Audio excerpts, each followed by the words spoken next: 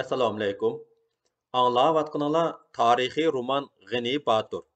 Avtori Ziyo Samadi. Ular gugum tushganda to'q taraga yetib bordi. Ishki cho'ng ko'chaga qaraydigan paka tam uyning oldiga kelib to'xtashdi. Haling qandaq? Muzildingmi? deb so'radi G'ani otdan tushib yo'ldoshidan. So'rama, dedi Muhammadjon ulug' kichik tinib. Muno sok uchay qirnimni ta'tir o'rvatdi. Xuddi kelinchaklar kila soqqandek qatiraydigan bu haromliq. Hozir kangshangda o'ltirib, shang parcha ichganda saqayib ketsan, dedi-da, yon eshikni taqildatib, "Hoy, seyshansan, bormisan?" deb vaqirdi G'ani. Muno xitiying bu judunda qashangdan qoparmi? Mening unimni anglasa, oldirg'inida xiyni ta'tir kiyib chiqar. İşenç qilgan uchun seni boshlab keldim-da. Qarab tur, hamma xabarni mushu Xitoydan anglaysan. Xuddi sepil qapqisini ochgandek, yon eshikni qiyo echib, beshining yerimini chiqardi uy egisi va "Man bilidu, sen shu kelidu. Ayya, Sugaki." Xushxo'yliq bilan eshikni kang ochgan Xitoy, "Kirso'ng, ati bog'liso'ng, Shavgo'y!" deb vaqirdi. Shu an kichik bola paydo bo'ldi. Ikki otni qora tarafga yetilab ketdi. Sohibxona bo'lsa kichik panarchida mehmonlarning oldini yo'ritib, g'ini yenicha aran siqqan tor ayvon orqali kangshonliq uyga boshlab kirdi. Mehmonlar kangshan ustiga silingan lakan suraga chaza qurib o'ltirishgandan keyin g'ini tinchlik amonliq so'radi. Kechda ishigingni taqildatdim. Xafa bo'lmassan, seyshansin. Sen oyni salang. Man xushal shu. Sey shaprang qanot qaqqandek qo'llarini pulanglatib, Xitoy rasmiy bo'yicha darhol issiq choy keltirdi va bir gaz uzunliqda g'angziga tamaka silib tutashtirdi-da G'aniga uzatdi. Mushu qilg'inga xushdarmanda, Seyjanguyda. G'angzini ilib rahatlanib sho'ridi G'ani va ot so'qib belini ko'tarolmay qing'iyib o'ltirgan Muhammadga jo'vidi. Sen yaxshi keldi shu. Sen kelmisong, man ertang sanga bordi shu. Gap to'la. Nima? Bir narsa bo'ldimi? G'ani aldirash so'radi. Sen aldirmisong? Sen shu nim yeydi? Nima bersang shuni yeymiz. Ey, bo'lmaydi. Sen musurma shu. Qo'y so'ysun. Qarshilik ko'rsatdi. Musulmonchilikdan xabari bor Xitoy. Qo'y so'y olamsan, do'g'loq. Shu topda tugunimi so'yishga tayyor, dedi Muhammadjon og'zini tamishib. So'yda bizga atgan qo'y bo'lgandikin, hammani qozonga sol. Pishib qolsa yo'lga ilib olmiz. Shundoq degan peti Muhammadjonni boshlab chiqib ketdi Say. Necha kun ot ustidan tushmagan G'aniga harduq yetgan bo'lishi kerak. Issiq uyda uni ugidak besishga boshladi. Say familiyalik Xitoy to'qqiz tarada cho'ng bo'lganlikdan va umri yerlik xalqlar bilan birlikda o'tganlikdan Uyg'urlarning urf odatlarini yaxshi biladigan va hurmat qiladigan, yerlik xalqqa hemisham yaxshilik tilaydigan, shu sababdan bo'lsa kerak, xalq bilan munosabati yaxshi edi. U putur ovqat odam, boshqa o'pqan Xitoylardek hech qachon jazonxo'rlik qilmagan, say ko'ktachilik qiladi. Buningdan 5 yil ilgari Ili daryosi tashadigan mezgilda cho'ng qizini erga berish oldida G'uljidagi Ching Huang Miao nomli butxonaga cho'qindirishga ilib ketayotgan edi. Yamato kemasining o'tkul simi uzilib, o'rkashlik to'lqinlar kemini eqitib mangadi. Dal shu anda osmondan tushgandekla qirg'oqda paydo bo'lgan G'ani ahvolni bayqab usti kiyimlarini yechib daryoga o'zini o'qdek atidi. Kichikidinla uzishga mahir, Ili daryosidan nurg'un qitim uzib o'tib yurgan, ba'zida hatto qo'yni mursida ko'tarib o'tib ketadigan G'ani suvda beliqdek o'ynaydi. Bu qitimmu to'lqinlar bilan o'ynashgandek ishonchlik g'ulash tashlab kiyimiga yetib bordida o'diqib nima qilishini bilmay tinab qolgan ikki qiri kiyimichiga madad berdi. Kuchlik qo'llar paloqni tutganda kiyimining yurishi o'zgarishga, Bu holda kiyimichilarga g'ayrat kirib, ular kiyimini ishonchlik boshqurdi va oxiri simning bir chetidan ayrilmagan kiyima shimoliy qirg'oqqa surilib kelib to'xtadi. Jon Say ayoli va qizi o'lim xatardan qutulgan edi. O'tni olam Say shansinmu g'inini ikki qitim, dastlab qitim so'loqdan, andin so'linishdan qutuldirib qoldi. Sayning kuyug'li to'qqiztara shangan yomilining ish boshqurg'uvchisi vazifasida ishlaganlikdan shuning orqali g'iniga aro bo'lolganda ikkisining o'zaro do'stlik rishtasining bog'lanishiga asosiy sababning bir tarafi mushu bo'lsa, ikkinchisi bir-biriga nisbatan oq niyat va ishonchi hurmat. G'ini Sayni Xitoy deb haqoratlamaydi. Say G'inini Chantu deb yaklamaydi. Ikkisi inoq do'stlar. Say Muhammadga so'ydigan qo'yni, pishirdigan qozonni ko'rsatib berib qaytib kirdi. Sirkiga chilangan chalang, tuzlangan dadur puchoq silingan xonchilarni G'inining oldiga qo'ydi. İnjiqlab turib, kang tegidan haraq pingini oldi va ikki china qadahga quyib, "Ich", dedi do'stona qiyofatda. Ikki qadah ichilgandan keyin Say dedi: "Sen shu chatoki to'la Xitoycha azmiligingni qo'y, o'lim xabarini aytsangmi, tangadek so'zmay ayt. Sen shu xo'za balangza bilmaydi, shu zamon yomon. Zamonani kim yaxshi debdi?" G'ini zarb bilan qadahni ko'taribdi. "Seni so'laydi gap bor shu. Shulima? Bu yangilik emas-ku, Say. To'xta, ayni ukangza" deb g'angzisini sho'rdi Say va uyg'urcha ta'z so'zlarni yomidab bo'lsimi maqsadni uqtirdi. Hozirgi jiddiy vaziyatda 5-10 zamon ko'zdan neri bo'lishni Shangan, Lozung, Shanyular G'iniga o'xshagan do'danglarni so'lash, ko'zdan yo'qotishga jazm qilganligini aytib kelib, "Sen boy Shangyu urudi, yoyi Lozung tillaydi, nima foydang bor? Bitinkor", dedi.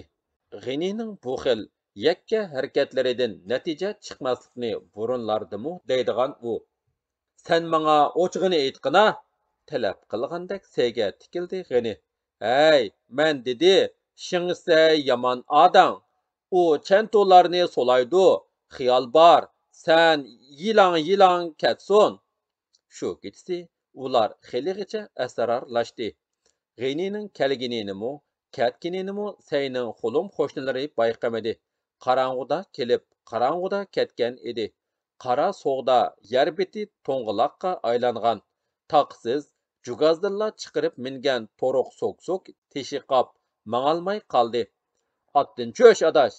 Mashada ikkimiz bo'kimizni oldimizga qo'yib, maslahatni ching'atayli", dedi G'ini. To'qqiz taradin xila uzg'andan keyin etini to'xtatib, "Maslahatning hammasi oqshom bitgan-ku. Yana nimani o'ylab topding?" dedi Muhammadjon. "Odam degining sar vaqtida lochindak chechar bo'larmish. Kel, o'ltar. Yana bir qitim obdanroq maslahat qilishayli. Qarg'ujini qo'yatmagansan?" Chiqishdi tamakini tutashtirib, G'iniga jo'vigan do'sti. "Oqshomgi maslahatda bir narsani yaxshi o'ylamabdimiz." "Nimani?" "Bir niminda?" "Ha, bildim. Munu so'k qashang putla qashang bo'ludi demakchisan-ku. Xap, xaltar yo'rg'am qaraq bo'lib o'lmagan bo'lsa, sana yo'l bermas edim-da." "Gap otda emas. Ot kerak bo'lsa, hozirla topalaymiz-ku. Undaq bo'lsa, turibla manga ko'ngilsiz bo'lib qoldingmi?" Qaqqaqlab xush kulkisini kuldi Muhammadjon.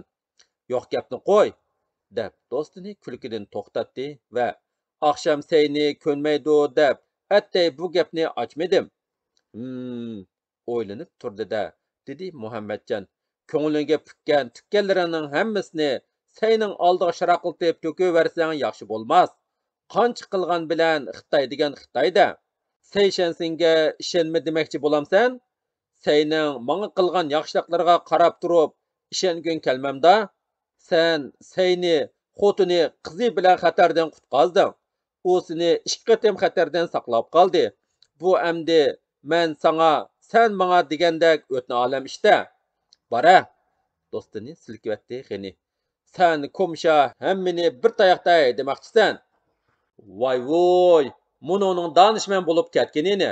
Voy, texi tungilla Xitoy advoyingni ko'rsam, qo'y qachichim tik turdi deydigan sen emasmiding?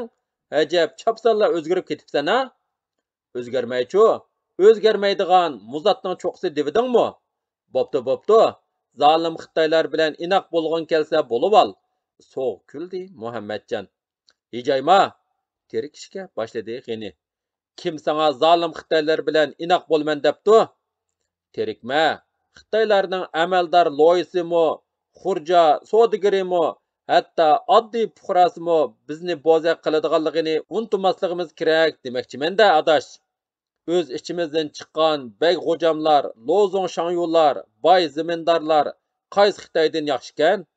Ular o'z foydasi uchun sendek, mendeklarni o'tqa tiqishdan yonmaydiganligini bilasan-ku. Bu deganing-ku bir-biridan rost. Qoyil bo'ldi Muhammadjon.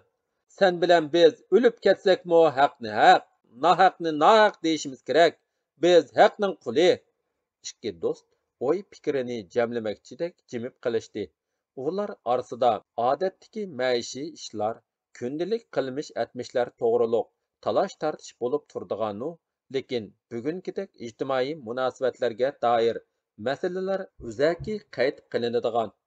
Shu sababdan bo'lsa kerak, G'anining fikr qilishida qandaqdir o'zgarish ro'y berganligini payqagan Muhammadjon bir jihatdan hayron bo'lsa-mu, yana bir tarafdan bu o'zgarishni keyingi 2 yil ichida Rahimjon Sabiri, Nusrat Xalfatlar bilan bo'lgan munosabatlar natijasi deb hisobladi. G'anidagi g'ayriy tabiiy kuchga, erlik mardonaliqqa va faham farosatga tan berib, uningga ixlos bog'lagan Muhammadjon shu topda do'sti nima desa va naga boshlasa tayyor ekanligini bildirmak bo'ldi. Oqshomgi maslahat bo'yicha 5-10 zamon amaldorlarning ko'zdan niraroq turmoqqa kelishgan eding-ku. Agar yaltaygan bo'lsang boshqa yoqqa boshla, men tayyor. Yaltayg'inim yo'q, dedi keskin ravishda G'ani. Yulduz qalmoqlarining ichiga bekinish oldida hokim Shanyoning keynidan qo'g'lab yetib, u zumigardan yerning mo'ri xatlarini tortib olib, asli egalariga topshirib bermasam ko'nglim tinmaydi. Seyshansanning gapi qaraganda, hokim Shanyo boshliq atarman chaparmanlar sening ustingdan arz shikoyat yezib, Dotayga topshirg'ini g'uljiga mangsa, sen keynidan barsang, o'zingni tutib bermamsan. Hakim Şanyolar g'uljiga barg'icha qo'g'lab yetalayman. Qandaqcha? Ular tunigun tushdan keyin 9 tarodan atlangan bo'lsa, mening hisobimcha hakim badan qo'saq qunalg'u qilmay, ot ustida tun qetib g'uljiga yetishga chidamaydi, dedi o'z so'ziga ishongan holda va etini zo'qmanlik bilan imo qilib, nachistaqlardan o'tgan xaltirim bu qitimmo degan manzilga yetkazib bora oladi. Undaq bo'lsa, menmo billa borman. Yo'q, deb do'stining so'zini bo'ldi G'ani. Nimishga? Ranjib so'radi Muhammadjon. Muni so'k yo'lda qoladi, rad qildi G'ani va seni bu qitim majroga aralashtirmaganim yaxshi bo'lar, deb qo'shib qo'ydi. Majrolarga aralashgan men-ku. Ranjima adosh, keyin bilasan. Xap, xaltar yo'rgan bo'lsa, o'kindi Muhammadjon. Seni yolg'iz qo'yib bermasdim. Kelishdik. Sen Uchkaptar degan qishloqdagi Akbar qozoqning ovulida meni ko't, dedi-da, gapni cho'rtida kesdi G'ani va darhol etiga mindi. Neraroq berib, etining beshini Ili daryosi tarafga burdi. Muhammadjon bo'lsa, uning keynidan ikkinchi ko'rishmaydigandek birdam miskin beqib turib, umu atlandi. Bu yo'llar xaritaga sizilgandek G'aniga ma'lum.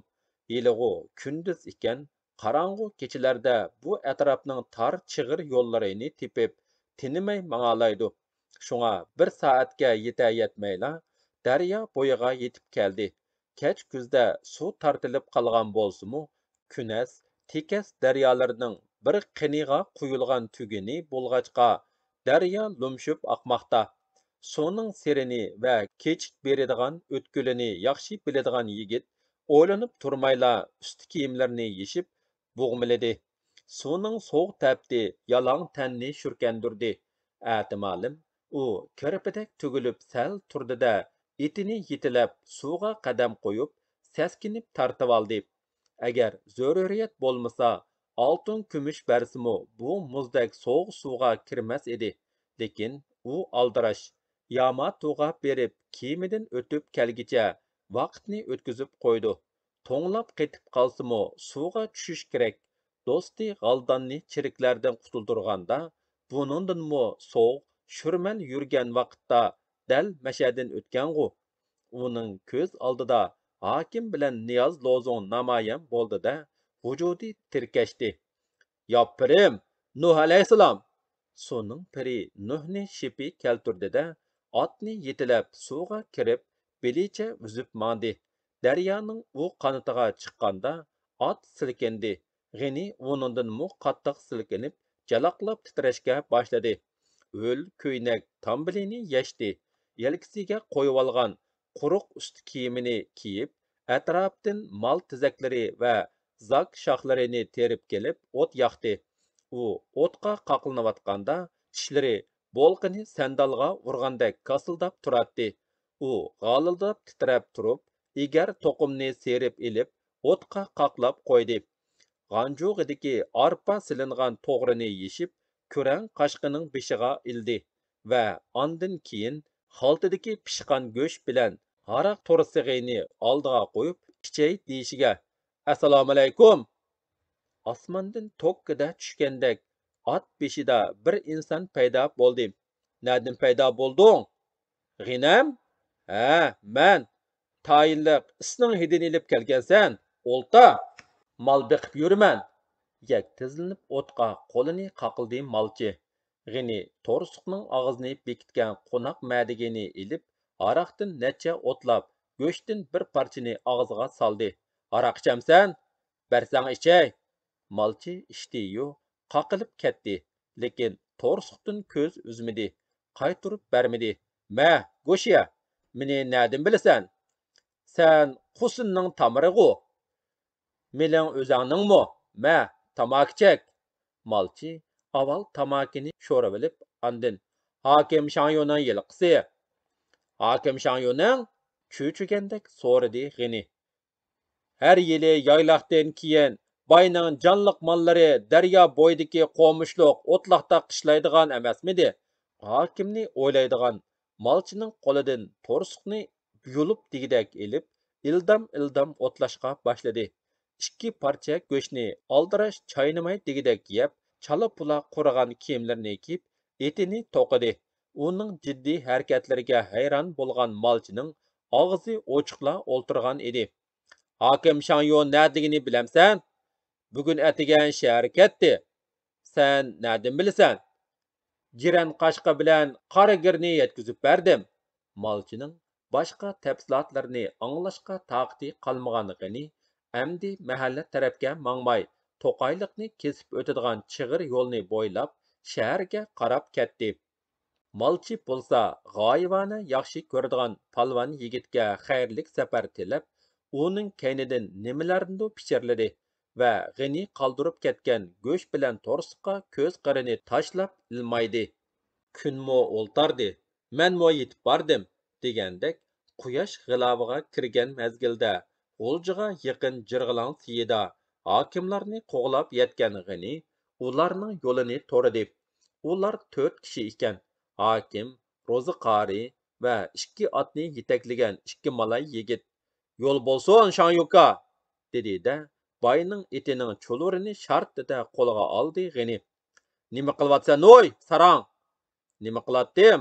Birdam o'g'loq tartishayli deyman-a? dedi G'ini hokimga qadilib. Yo'limni to'sma, yili bo'lmasa, ay, Osim, nima dag'darab tursan, lolmular? Hokim oduq G'inidan nima qilishni bilmay qoldi. Malay yigitlar G'inini biladi. Uningga yaqin kelalsunmu? Ro'zi qarib bo'lsa, kayniga qarab qochmoq bo'lishiga so'ylini teqimidan chiqarib, osmonda pulanglatgan G'ini. To'xta, yolg'on fatvochi. Men deganni qilmasang, terik pitingcha daryoga tashlab o'taman. Xo'p, balam, Abdug'ini, deganini qilay. Qari titrab ot ustiga dum yetib oldi. Muddaing nima? Әймініп so'radi so'ylidan ko'z uzmay turib hokim. Mo'ri xatlarni chiqar. Menda yo'q, Lozunbekda. Nima? So'ylini egiz ko'tirib salmoqladi G'ini. To'xta, so'ylani tushar. Mo'ri xatning sana nima keragi? Chiqar deyman. Bo'lmasa po'kiningni teshib olaman. Jon kerakmi, yer xitimi? G'ini so'ylini yana hamla qildi. To'xta, urma balam, beridu, beridu, deb oraga tushdi o'z jinidan qo'rqqan Ro'zi qari. Astag'firulloh! Pig'on chiqardi hokim va malay yigitlarga madad tiligandek qaravadi. Ular yaqin kelishib bu yoqda tursin, neriroq dajib ketibdi.